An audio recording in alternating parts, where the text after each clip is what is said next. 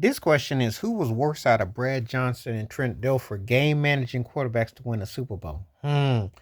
Now, Brad Johnson had a couple years where he had 1 year, he had like, I want to say 24 touchdown passes or 13 picks. Then he had a flip flop year. He had a 1 year was like 22 touchdowns, 6 picks. Then he had another year where he threw 20, I think 25 touchdowns, 21 interceptions, kind of like a Jameson Winston thing. He was an ultimate game manager that came up big for John Gruden in Tampa Bay.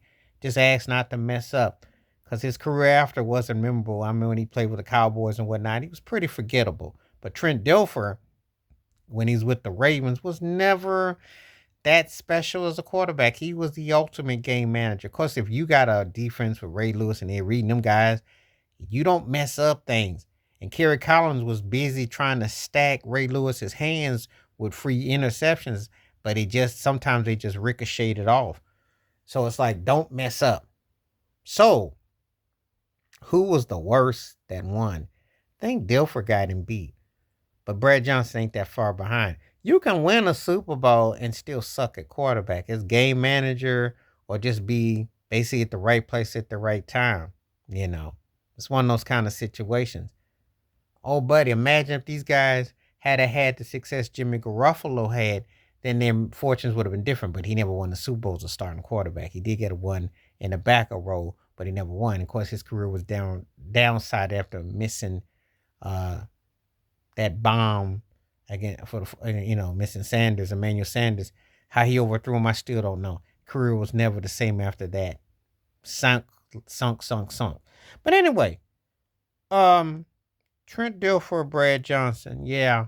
They're like two of the worst quarterbacks that won a Super Bowl on the team. There are other guys that hit this list, including Ben Roethlisberger, because as great as he was during the rec season, his Super Bowls were not that memorable.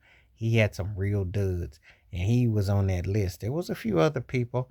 It's usually reserved for cats that are not memorable. But one guy that's very memorable was Joe Namath was on there, but that's because he had that one Super Bowl. But his stats weren't that memorable when you combine everything and you take in totality.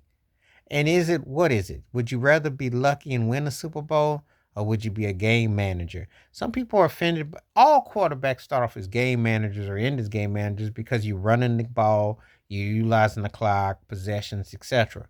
Now it's common sense and smarts and there's a science to how you get the job done.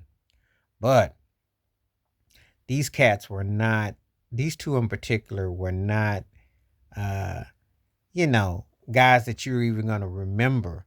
Dilfer's done some analysts and I think some coaching work, and Brad Johnson did too, but not two of the worst to win the ring, which just goes to show that systematic systems do win it and what you have, but it doesn't hurt to have a dominant quarterback. But when you don't, it's noticeable because then it's like, oh, those guys. And what would you rather be? Would you want to be these guys, or would you like to be seen as a cat that was a relief pitcher who went off and blew up like Nick Foles did? I mean, it's a compelling argument.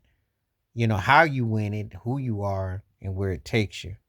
But these guys are considered two of the luckiest, overrated.